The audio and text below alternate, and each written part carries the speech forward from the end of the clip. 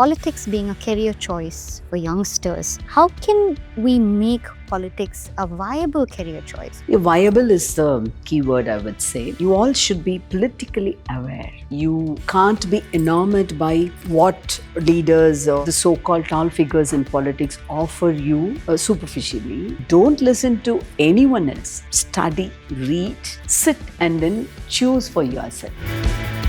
These days, compromises are easily made on ideologies also. You have to be very clear about the principles which any party, whether it is a mushroom party which has begun yesterday, or it is, like a party which has stood the test of the time, what are they standing for? See, the one dangerous word I will always pronounce is that I'm very neutral. When you say neutral, I'm on the side, or I'm always a neutral person, you are always on the side of the wrongdoers. தீதும் நன்கும் பிறர் தர வாராயின் நன்மொழியே நம் பொன்மொழியாம். What a beautiful, so much literature. I respect all the language, but I worship Tamil. Many a times I had asked this, am I a teacher or am I a poet, a writer, am I a politician? சுத்தமான புழுதியும் வெட்கையும் நிரம்பிய கிராமத்திலிருந்து வர்ற ஒரு தமிழ் பொண்ணு. All these combinations made me to shape myself as a very, very compassionate, empathetic, at the same time a human being who's very well aware of her own surroundings.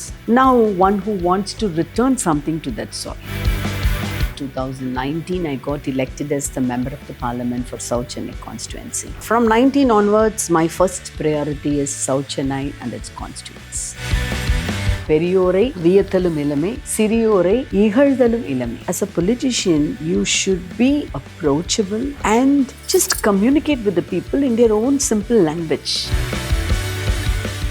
On At the Brim today, I'm delighted to welcome a truly multifaceted leader, Dr. T. Sumathi, also known as Thamizhachi Thangapandian, whose very name reflects her entire spirit. She is an elected member of parliament from Tamil Nadu, representing the prestigious South Chennai constituency in the Lok Sabha, one of the most powerful houses in India. She's a poet, a teacher, a politician, and above all, a leader. In this conversation, we go beyond the titles. We talk about mindset, what it takes to step into politics today, the role of education, the balance of family, and the influence our environment has on us.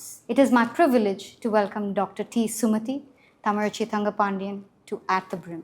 Welcome to the show. Thank you so much. What an honor to be in your house doing this podcast and this beautiful space. Thank you for having us.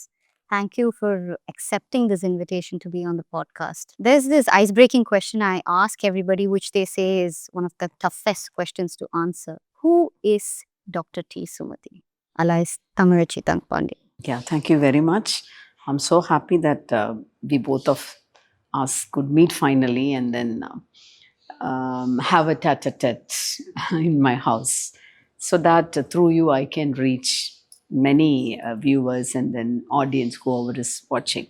Yes, of course, it is the toughest question which is thrown to any individual.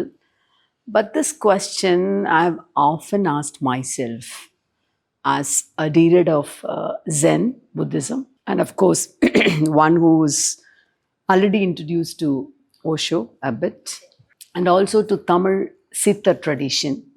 This is the first question which is thrown upon to you if you happen to go through all the books on these three genres.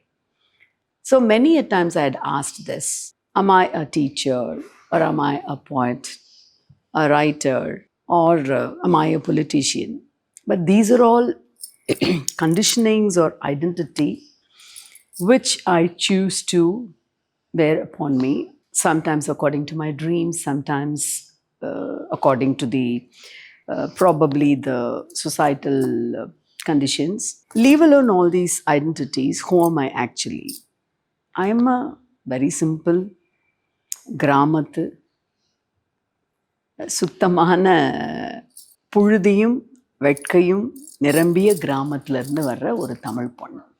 I come from an agrarian family, hailing from a village wherein summer is the most prevalent season. So the scorching sun, the dust of the soil, The smell of the sweat, probably that runs in my blood beneath the skin. So I'm not what you see outside, the decked up woman. This is according to my taste.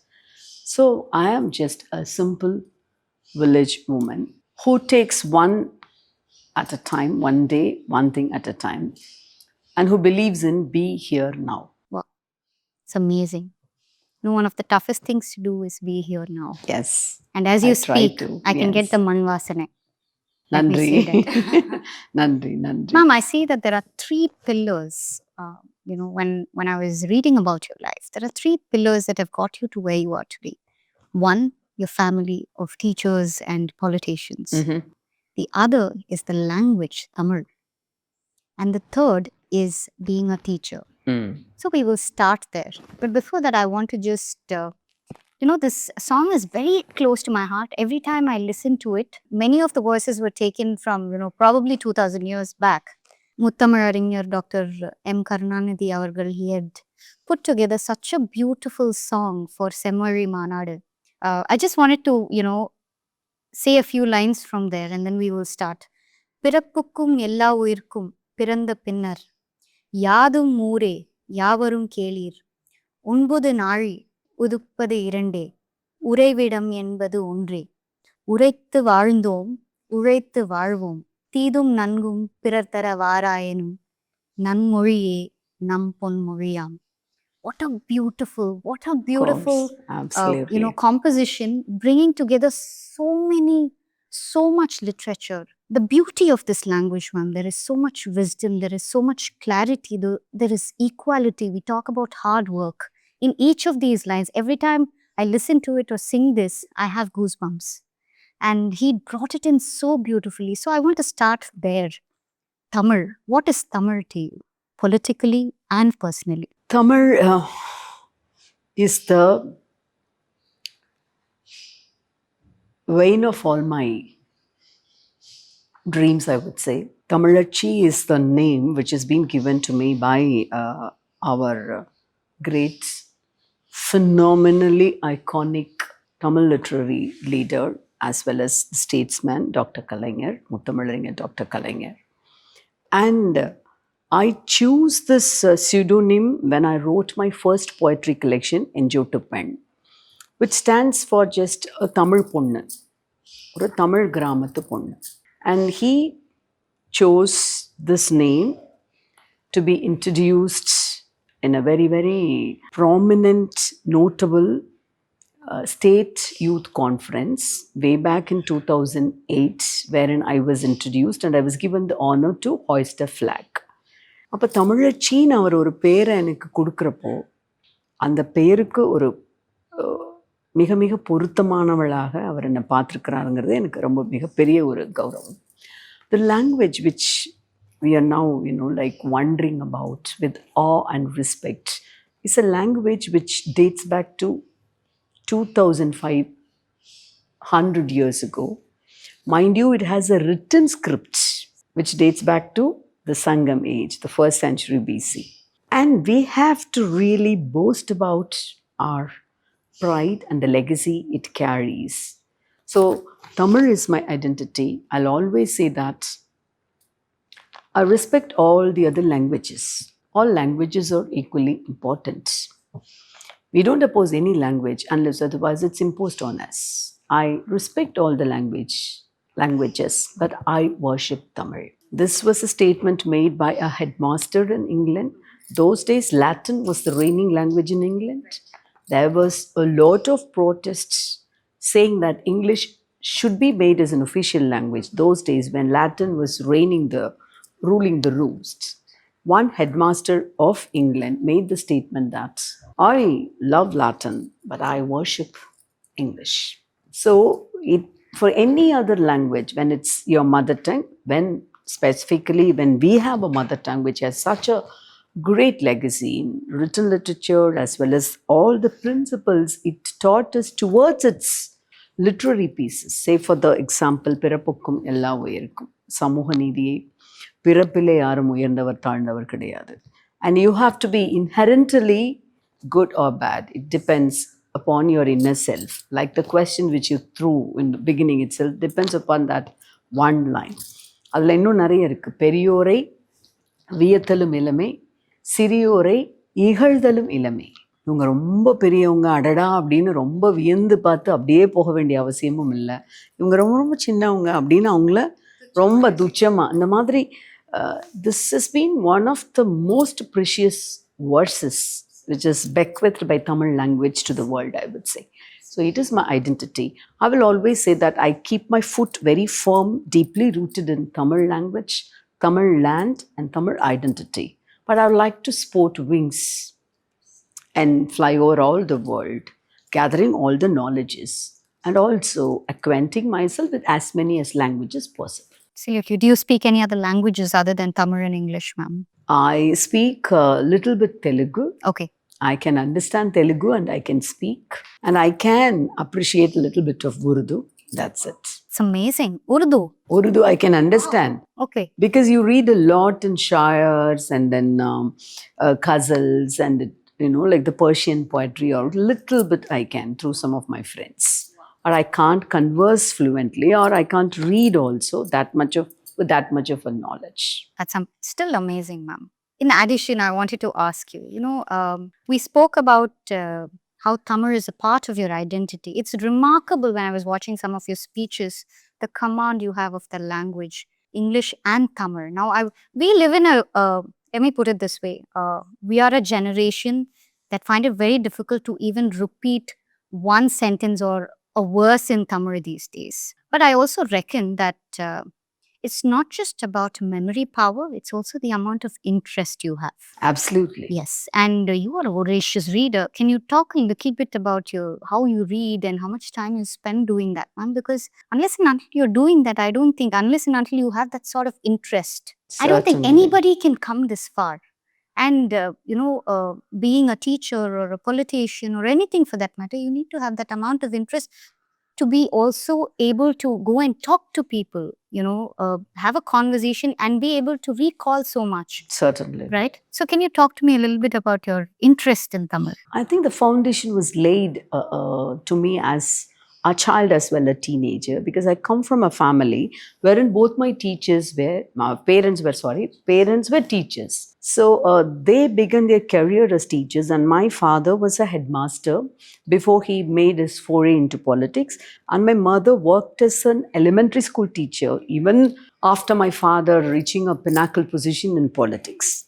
So I think the rationalism, the self-respect thought, the liberal progressive ideas about women, which is being instilled by all these movements, also the thoughtful preachings by Thandai Periyar, Peraringer Anna and Muthamalaringar Dr. Kalaignar, it has had its own profound influence on me, as well as the base regarding Tamil was put by all the teachers from my village, as well as I had my collegiate education from Tyagarajar College of Madurai, which is renowned for its Tamil department. Tyagarajar Chettiar is known for his contribution to Tamil literature. So that has actually set the path for my interest. And as you had rightly pointed out, that the amount of reading and the quality of time which you set aside to read books, especially when you are entering into a profession like teaching, you have to keep yourself abreast of what's happening and what's new in that field. So that has also helped me a lot.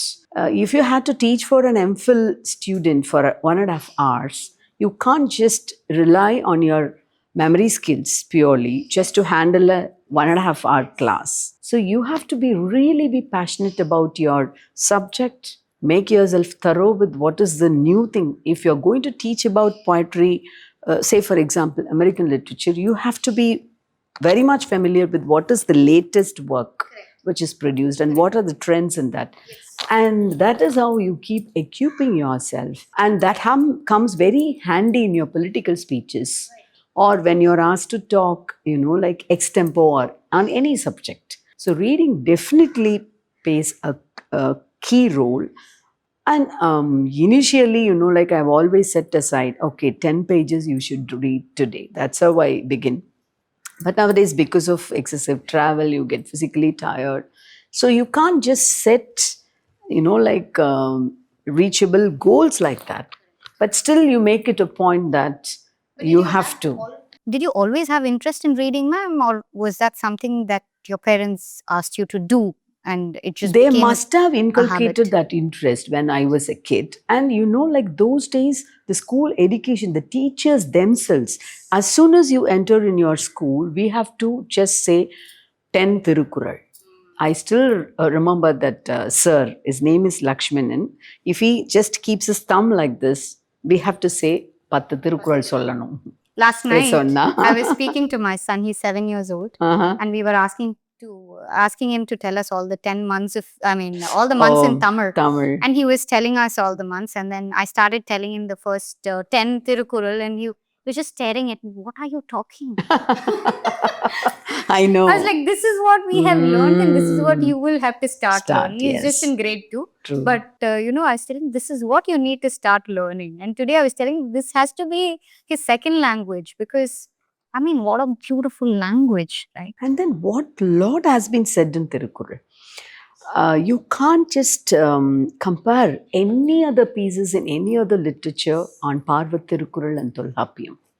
Name any subject. Like you must have heard about Leo Tolstoy's and Mahatma Gandhi's friendship. It was a very, very personal as well as a well-renowned friendship. They used to exchange their friendship through lots of letters. And once Mahatma Gandhi wrote a letter to Leo Tolstoy asking him about, I wonder, where do you get the inspiration to write so much in your lifespan? To get the themes, like you write so many works about, like be it friendship, love, betrayal, all these things. Where do you get inspiration from? And for that, Leo Tolstoy wrote, I get inspiration from one of the greatest works in world literature, which is from the southern Tamil Nadu, a part of India, Wow. which is Tirukkural.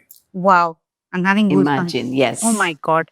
So that must have been inculcated from my school teachers, of course, and it goes without saying, probably the teacher parents also. Absolutely. So we jump into the next teaching. How did your journey as a teacher start, and how has it impacted your life today as a politician? Because as much as we want to say that they are completely two different streams of work, I feel like there is something, that's bridging both of it. And for you especially, because I was just telling Akshat here that, I feel like ma'am is so open to hearing what youngsters have to say, from just not her videos, but her social media, from what you are talking to me, the way you are talking to me, the way you are talking to ma'am. I know. I feel like she's so open, and that's not very easy. So I feel there's a bridge, but I want to hear from you more, ma'am. What has that bridge been like? What is it? Yeah, being an academic has actually played a very, very pivotal role for my politics also, shaping me as a politician, I would say. Especially when you made a point, like listening to youngsters, their mindset, as well as also be open to their opinion also. Sometimes they can come out with brilliant ideas, and then they can, like set clear of most of your, like unsurety and then vulnerabilities also, sometimes I would say. Academician, I've always stated that you can't call teaching as a profession. It's a way of your life. There are two professions. I mean, I won't like to use the word, but to just make things clear, doctor and teacher, which can't be just weighed with the salary they are paid. It's much more than that. And both of them never retire. Absolutely. I come from a family of teachers. So Okay, I think you can relate. as you speak, I feel so. I know. So right. You're so right. Yeah. Just cannot be measured with the True, amount of salary. absolutely. They yes. never retire. Yeah. So, and they are the ones who are so proud about their students. I would say, even rather than their parents, I would feel really happy if a student of mine excels me in all the other fields, like getting an academic award or probably placed in the highest position in one of the world's renowned universities. The joy inside you feel is something indescribable, I would say. Absolutely. So that teaching experience and then your research experience also, like what is the original thing and what are all the additional lace work which has been done, and what is the importance of having a very critical acumen when you approach a problem, theoretical outlook also. All these things has actually helped me as a policy maker. You know, when you sit and do your bill, draft a bill, or when you prepare your arguments, you always focus on logical arguments. You're very coherent in your arguments and you raise critical questions. And all these are the fundamental, I would say, the characteristics which define a very good teacher. So that way it's complementary. And that is the bridge, I would say. I take so much from my academic career. And with that, that is the opening gate, or probably that's the bridge. So many youngsters come to me, and I feel also very comfortable because some of the technological inputs, we are from that generation, we may not be compu savvy, or we may not be up to date in, for example, in AI or matters which are all the in thing. So you can, enrich us, and then new ideas, especially when you are sitting down to write some opinion pieces also. All these youngsters and researchers, they come with lovely feedbacks, and then they help you with all the research. So it's a sort of complementing each other. And I feel that being an academician has definitely helped me out for my political career also. Wow, that's amazing, ma'am. See, we just spoke about family of teachers. You come from a family of teachers. You also come from a family of politics. Right. Like any other professions, like family of people who are in business, or family of doctors, or family of CAs, or anything else, there is a certain environment in the house that helps you, or actually builds you to take on that role when time comes.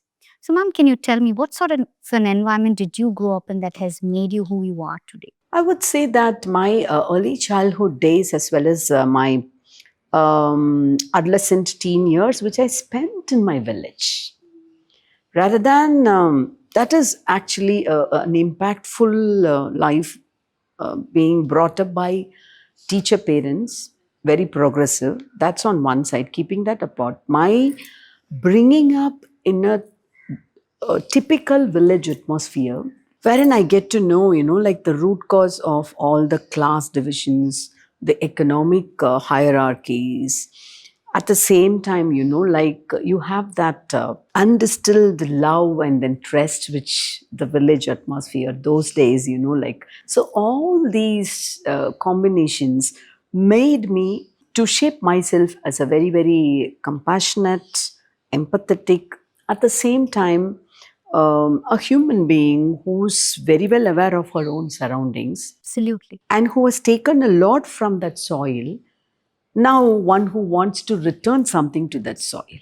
Absolutely. So, all my works, if you take my poetry, my short stories, my essay collections, they deal with the women and the characters of my village with whom I grew up with, who have contributed a lot to shape up my personality, to whom I want to return something.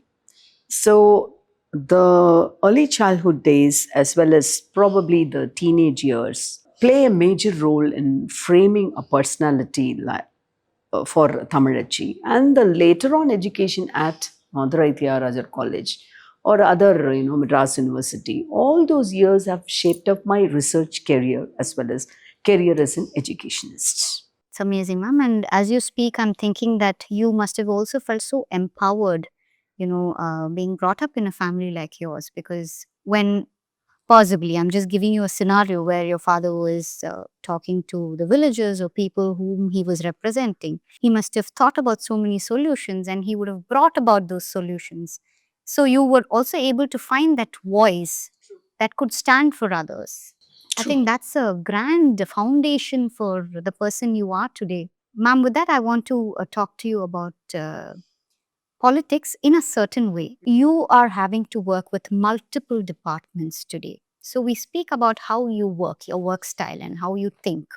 So, how do you prioritize your goals, ma'am? Because when you work with multiple departments, I also know that you must always be firefighting on some issue or some matter, right?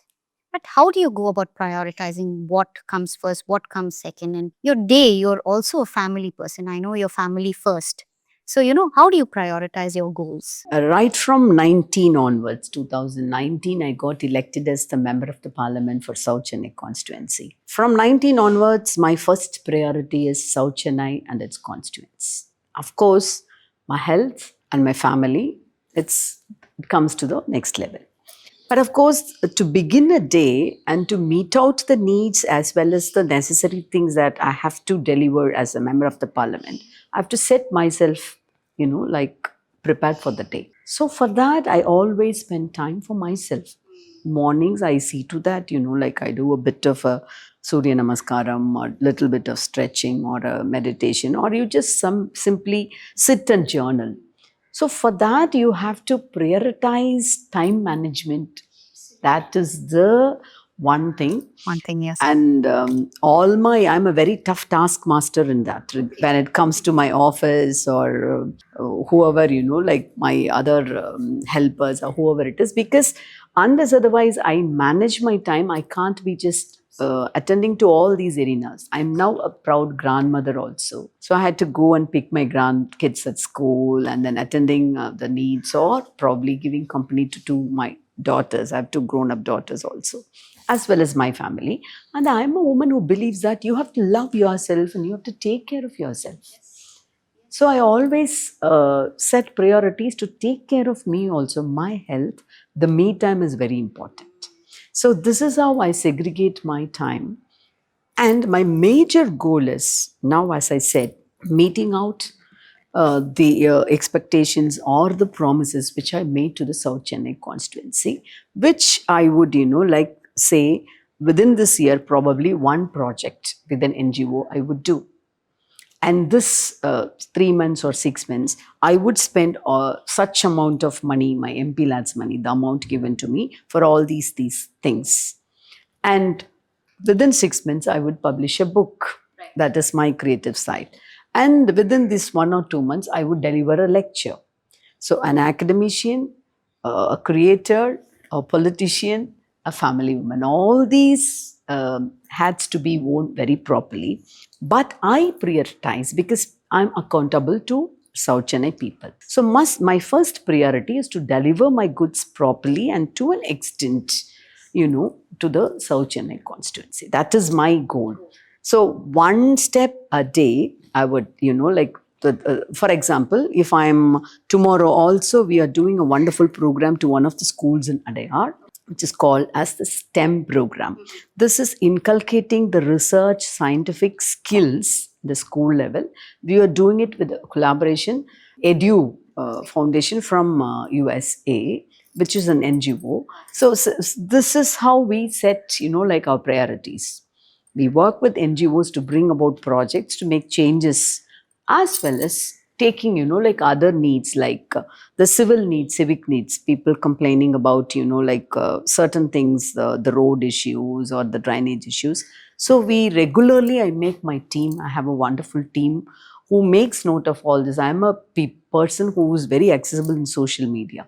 So we take complaints from all that, we compile it, and then we go regularly meet the GCC people and then represent. And tomorrow also I have a review meeting with them. Wow. So this is how I manage everything. The root line, the tagline of everything is your time management. Wow. That serves the purpose and saves me also, so that I can't be, really put down, or I can't go crazy carrying all these things. Yes. And you sit in one of the most powerful houses representing a very, very, prestigious set of people. South Chennai constituency is nothing short of prestige today. Absolutely. So I want to talk about the key focuses that you have today for your constituency, ma'am. Can you tell me a little bit about what you're focused on? South Chennai, as you stated, has been earlier represented by stalwarts in Parliament, I would say. Peraringer Anna was there. Our most respectful Murasoli Maran represented. And then T.T. Krishnamachari. all those people, name them, they have represented. So I know the responsibility which I carry along with myself. My focus areas are women, especially marginalized women, because I have a long coastal stretch from Marina Beach, that Kottivakkam to Vettuvangeni here. So I concentrate mostly on the health of women, especially the marginalized women on one side, and education. Education in the sense means you are teaching them about environment, climate change, working with the school children on these areas. That is the very environment is another area. So health for women of the underprivileged, marginalized, and their needs also. For example, yesterday we had inaugurated a market for fisherwomen in Kottivakkam. Oh, wow. All along, they were sitting on the streets and then selling fish. And this has been a long time request from them. And yesterday was the most happiest day of my MP tenure. It's been so gratifying. Yeah. All those women who were sitting under the scorching sun. Now they have a nicely built, proper fish market on the main road at Kottivakkam. So addressing their needs, as well as also, I have conducted 3 major projects. One is Valimai Thamizhachi. Valimai is prowess. That doesn't mean your physical strength. Correct. Strengthening, empowering women physically as well as mentally. This was one of the important projects, 3 of the 3 projects which I carried out in my last tenure. Empowering women with language skills, as well as equipping themselves to have a very good health. Organizing medical camps, as well as making them skillful in learning other languages. Say, for example, spoken English. This we had a tie-up with Rotary and Ethraj College, and we did it. Second thing, regarding the women's health, we did the project of distributing menstrual cups to this underprivileged women. With an NGO, we had distributed almost 1,500 clientele. We have picked up. All these are from my, like Cholinganallur, Perumbakam, Kannagi Nagar, all those, that underprivileged, marginalized areas we target, and then we pick up and then we cater to them. That's also a project very closer to me. And then installation of metabins, that is the recyclable dustbins are installed in some 17 or 18 schools in my constituency. So I concentrate on environment, and then women health and hygiene, also addressing their needs. And the third important thing now which we are concentrating this term is that bringing out as many as projects to reach out to the school students, inculcating skills in them, research skills, innovative scientific skills.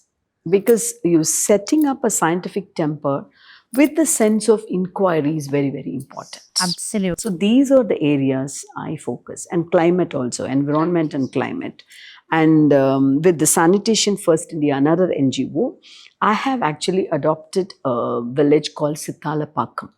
I have 7 panchayats in my constituency. This village was one amidst that panchayats. Last term, I have adopted that.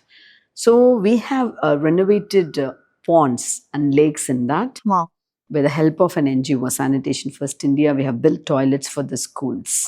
So this is a holistic approach I have. This year I have adopted Vengai Vasal.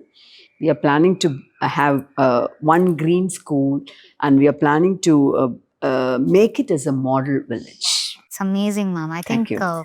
so many beautiful things, I think, brings out your character in all the work that you're doing. Whatever, not just something of interest to you, but also something beyond for the society. True. As you were speaking, I saw how close all of this is to you, right? You're thinking about it so much. Very heartwarming to just Thank you. listen to. Being in politics, or even a teacher for that matter, having people skills and language skills are so very important. Can you talk to us a little bit? The viewers would also benefit so much from this, about people skills and having language skills. How important are these? Yes, I do agree with you that language skills you have to be really communicable, and you have to deliver your goods. according to the audience present. There's a way to present things when you address a university gathering or an academic forum or a research, and then when you address a school children or public. So you have to know the pulse of the people and frame your language that way. But apart from your language skills, I personally feel that, and I have also seen that this is a very successful tips, that as a politician, you should be approachable and just communicate with the people in their own simple language, which can either be a handshake or a hug or a warm smile or take a minute to talk to them. Just listen to them. So that is the best way to reach to them. You are available just to listen to what they say. Setting aside of offering a solution to their problem or attending to it, that's a different question. Of course, you do it. Sometimes you might do it within an hour, sometimes it might take a month. But people will really appreciate you if you just listen to them and if you're approachable, if you just reply to their mails. So it is the simple language which they want, that they are being heard, that they are being welcomed in your home, or you have a minute, however busy you are, you have a minute for them. Be it, like just to, as I said, a handshake or nowadays even a selfie would do that. Yes. So it's all part of your skills. Absolutely, ma'am. And in fact, as you were saying, I was told to email you, somebody known to you very well. I said, how do I reach out and get ma'am on my podcast? I don't know if she'll agree, but she said, just email her. Okay. Email? She's like, yeah, she's very active. Just email her. And you will not believe, I sent you an email, I think, one evening. And the next evening, I got a response. Mhm. I was driving my car. I stopped in the middle of the road. Oh, I was like, then, yeah. is it real? Okay.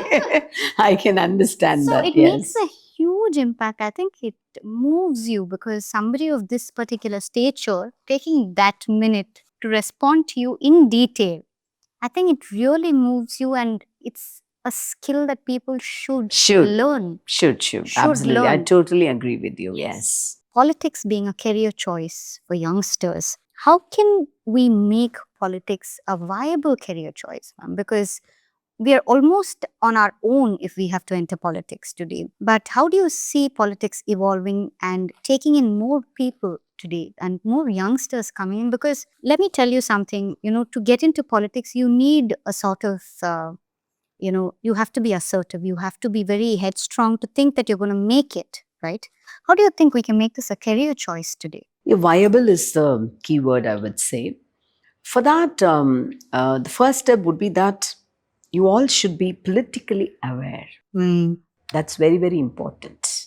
What is correct, right, critical political thinking? That is very, very important. You can't be enamored by what leaders or the so-called tall figures in politics offer you superficially by slogans or the written words on papers. You have to really go down the lane of history. And then, for example, if you take Tamil Nadu, you have to be familiar with the 50 years of Tamil Nadu's progressive movements, self-respective movements, and the way the Dravidian movement had shaped the political, economic, and social scenario of ethos of Tamil Nadu. Yeah. So somebody might easily sit now today, like in one of the multinational companies, and then they can easily ask, Correct. what has the Dravidian movement done, or what have you done, or whatever it is. For that, you have to really know the history, and then nobody is going to say that this is the right party or this is the wrong one. You have to decide it for yourself. So that critical acumen you have to develop. Then you choose which is the party which has set itself based on the principles, which had actually traveled in that path towards elevation of every citizens of Tamil Nadu in all these three areas, and which is the party which has stood by the side of the underprivileged sections. See, the one dangerous word I will always pronounce is that I'm very neutral. When you say neutral, I'm on the side, or I'm always a neutral person, you are always on the side of the wrongdoers. So you have to be, like very clear in your choices and opinions. I do. So, when it comes to politics, I would always ask youngsters or whoever it is who wants to take politics as a viable career, make yourself thorough about whichever, like school of political thought you want to choose. Study about it, make a critical analysis, and then just now, like certain things which were applicable 30 years ago can't be applicable for this. So, the contemporariness of any party, the party which has stated its principle long ago, how down the lane it has maintained its ideology. See, these days compromises are easily made on ideologies also. Yes. So, if you are going to take politics as your chosen path, especially as a viable path, you have to be very clear about the principles which any party, whether it is a mushroom party which has begun yesterday, or it is, like a party which has stood the test of the time, what are they standing for and what are their ideals? And have they really, for example, the Dravidian movement, especially this particular government, it has always withstood on the crux of societal, social equality, especially, like all the equal opportunities should be given to the underprivileged, the opportunities to be given to the underprivileged section. So, social justice, women empowerment, these two keywords. Okay, how far has it come? What are all the laws has it passed? Tamil Nadu was the first state under the chief ministership of Dr. Kalinga, way back in 1989, passed a law for the right of property to women. 1989. So that was a dream which was, like dreamt by Periyar, Peraringer. When you come to power, you enact that as a law. So I can enlist a lot of things like this. So you have to, don't listen to anyone else. Study, read, sit, and then choose for yourself. Now, what are you, who are you, and what is your priority? Which side are you going to take? And if you choose politics as your career, these are the principles: women empowerment, or social injustice, or economic growth, health growth, all these things. In economic growth, Tamil Nadu, first time it has received double digit number, it has proven itself, double digit number it has achieved. So, in all the friends, so what is the base for this? What is the journey? And which party can take us forward also in the same path? So, if you're going to choose a wrong party, then you have chosen wrong ideals. You can't do a viable all the time, like a fruit bearing politics. So, you have to be very, very sure about your inner self. Sit and then think about all the dichotomies and all the pros and cons. That's what I would advise. Fantastic, ma'am. And what role do you think education should play in this? Of course, education is a very important equipment which can hone your skills in the right way.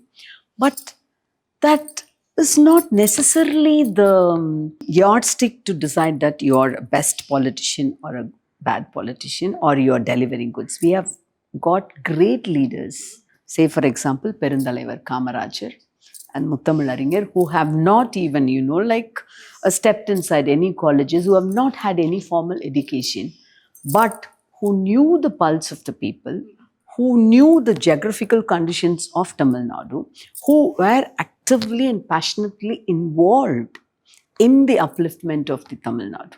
So, education is neither a plus point nor a minus point when it comes to this, like sort of a leadership. It does help you to hone your skills, but your passion, your commitment, your inner fire is all the more important. You can't just keep education merely as a yardstick for your performance. Absolutely. And I think as you're talking about more and more, I see that, of course, education, all these things are one side, but the amount of emotional intelligence a Absolutely. politician should have. And worldly wisdom also. Yes, inwardly wisdom and emotional intelligence are key to being a good politician, because end of the day you are trying to bring changes, you're trying to bring equality, you're trying to give people what they deserve. And I think it's amazing, ma'am, because I came in expecting a very different corporate answer, but what I've heard is reality. It's ground True. reality because Yeah, we when a cannot chief change this minister, yeah, into a that corporate. is what you can't. And then see, there's no point also. It has to have a raw human connection, and you have to understand the problems as well as the hardships which laborers, the suppressed classes, they go through in their life. So you have to uplift them in all the three areas. For that, you have to be one among them. And if you know the pulse of it, if you feel the pain of it, that's enough. You need not have, like a Harvard degree or, like any management degree from one of the reputed universities. When Dr. Kalaignar introduced this scheme of distributing gas stoves for women folk long ago, that was the first time. People, like sometimes set these things aside. Oh, these are all freebies. But there is a very, very stern point of social justice being delivered to them. Correct. Why not my own poor sisters have the luxury of finishing their cooking with a gas stove within half an hour and then come and sit in their drawing room? Why is it just a privilege of certain elite class itself? So when he came out with this distribution of gas stove, one of the officers suggested, I believe, we can just give them a stove with one burner. That is enough to cut cost. See, the corporates will always think like that. Cut cost. So that way we can distribute so many stoves. We can reach out to so many women also. But a leader should be people's leader. And he said, see, the main impetus to bring this initiative is to free them from the kitchen. So a 3-burner stove or a 2-burner stove will help them all the more. Exactly. You are just again taking them back to a single burner. Correct. I don't want to make any compromise in that. Let them have double burner gas stoves and let them finish off their cooking within 10 or 15 minutes like any other upper class women and then come and enjoy their free time.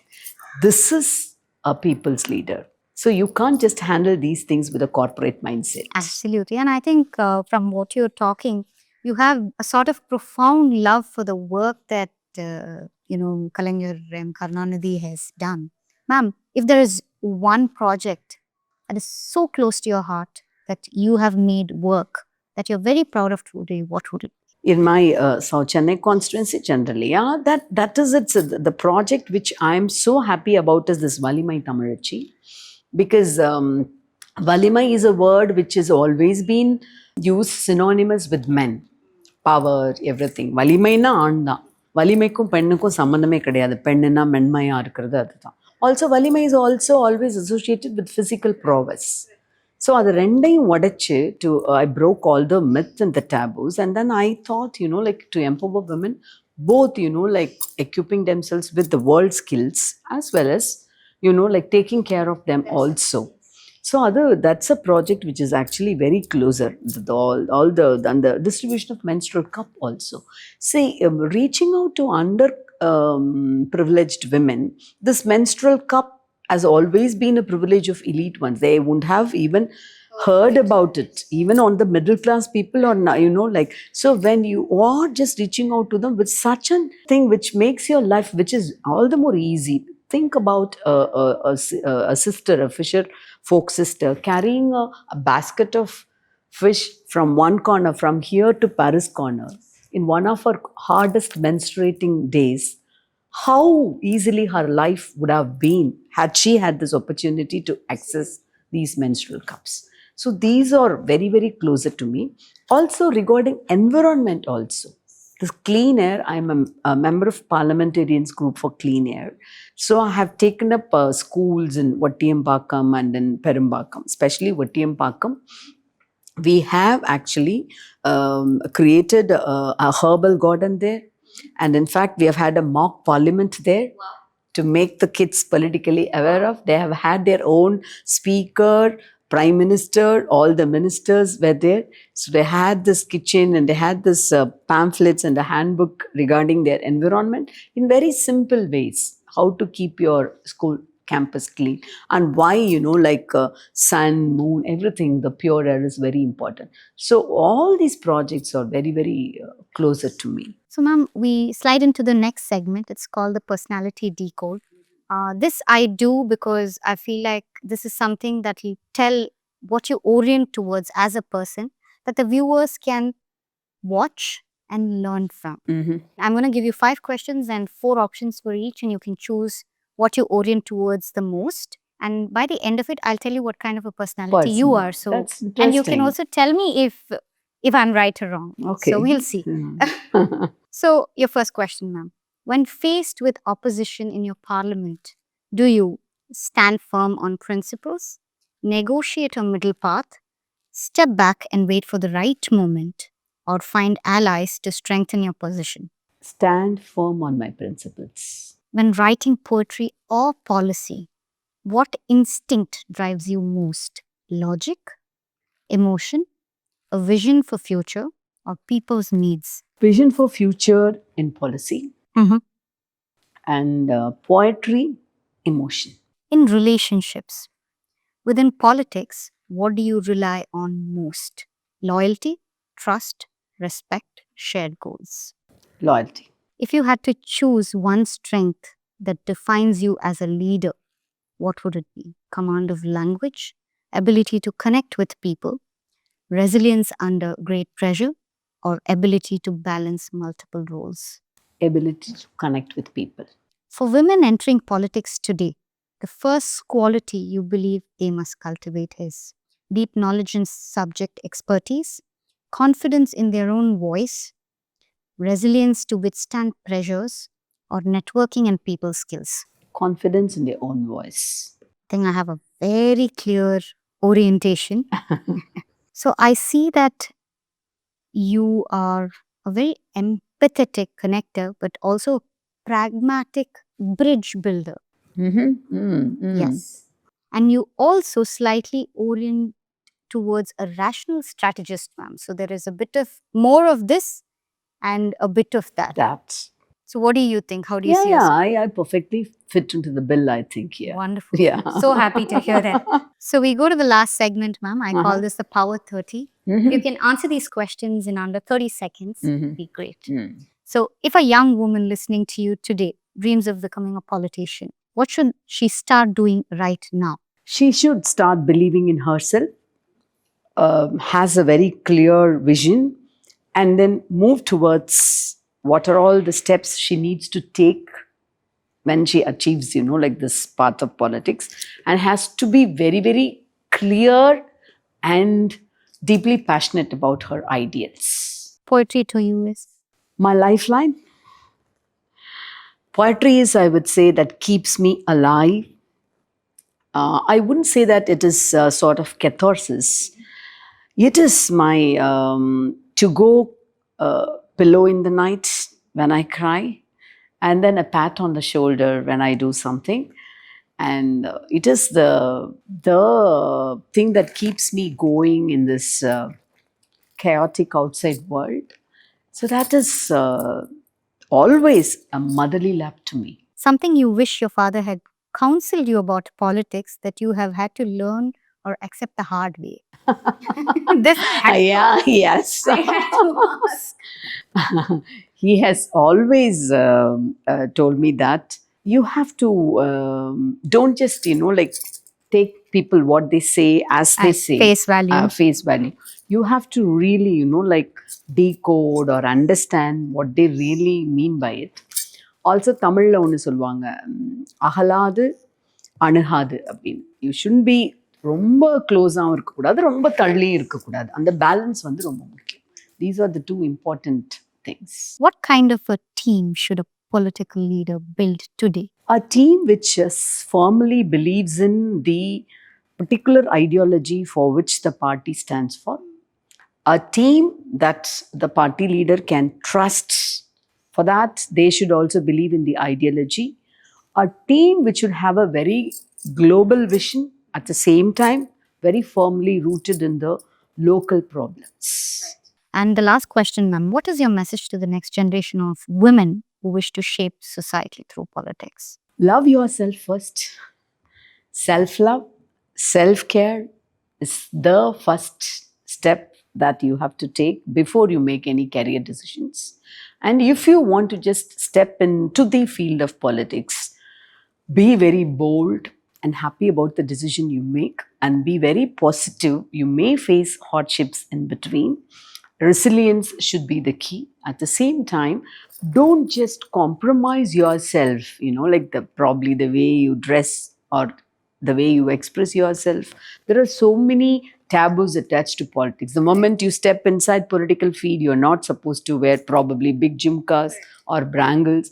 The conditions, like which society sets upon you when you enter politics. Don't just yield to that. Always decide which is, like dignified and presentable for yourself, to pursue your dreams, not compromising on your own self. Wonderful, ma'am. I think with that, the interview ends, but I'm taking so much back, with the beginning. Let me start at the beginning. You said that I live in the now, to believing in myself, to putting myself first, to know what I really want before making any career choice, to be pragmatic and rational at the same time. I think these are some beautiful takeaways for me from this interview. And thank you so much. It's been my greatest honor. Thank you very much. Any day, receiving questions and then answering to it, it's like, again, like taking a journey inside you. And then sometimes you would also do a little bit of stock taking. So that way, this started, it really helped me a lot. Thank you so much. I was just going to ask you, what did you think about the podcast? I really liked the last segment of your questions, like the orientation and the rapid fire round. Also, the way slowly you built up the conversation, touching upon all the all the facets of mine. And I do really appreciate that you have done a little bit of homework also. That's very, very important. Absolutely. That makes immediate connects between, like the interviewer and the interviewee. That way, I absolutely enjoyed this. Thank you, ma'am. Thank you so much. Thank you. Been a great honor. Thank you.